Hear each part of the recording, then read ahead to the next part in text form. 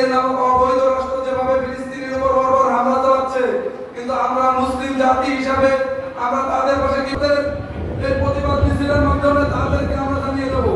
তো আমরা আগামীকাল ছাত্র জনতার উদ্যোগে কালকে বিক্ষোভ প্রতিবাদ সমাবেশ করব। আপনারা সকলে উপস্থিত থাকবেন। ধন্যবাদ। আসসালামু আলাইকুম। বালিয়াকান্দি উপজেলা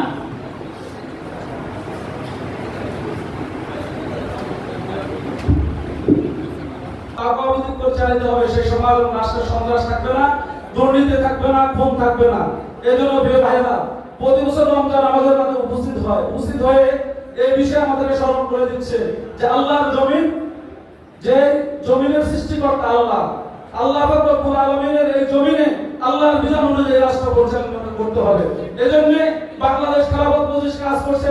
আল্লামা মামুনুল হক আপনাদেরকে আহ্বান জানাচ্ছে যে এই সমাজ যদি প্রকৃতপক্ষে মানুষের মৌলিক অধিকার পেতে চান, কৃষক যদি তার মৌলিক অধিকার পেতে চায়, তাহলে তাকে খেলাফত রাষ্ট্র ব্যবস্থায় ফিরে আসতে হবে। প্রিয় ভাইরা,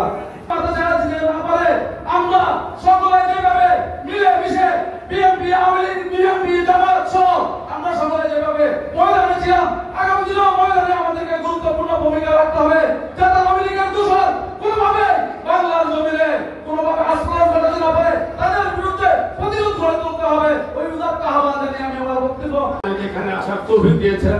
আমরা শুকরিয়া আদায় করছি যে আজকে এই মুক্ত পরিবেশে আমাদেরকে এখানে বসার এবং আসার তৌফিক দিয়েছেন।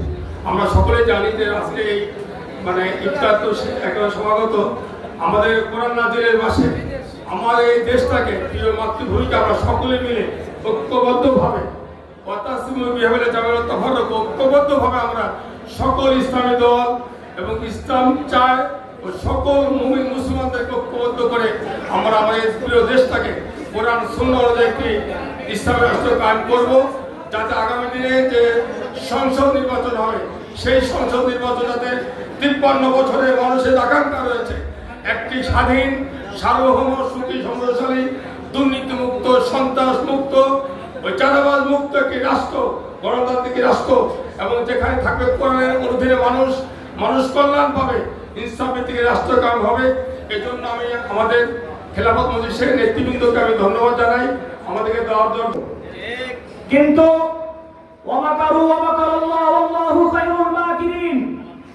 আল্লাহ পাক রব্বুল আলামিনের এই কোরআনের আয়াত এটাই বোঝায়, যদি তুমি কোন মানুষকে নিয়ে চক্রান্ত করার চেষ্টা করো, তোমার নিয়ে আল্লাহ পাক রব্বুল আলামিন এমন চক্রান্ত করবে, দুপুরের খানা না খেয়ে বাংলাদেশ থেকে পালাতে বাধ্য হবে।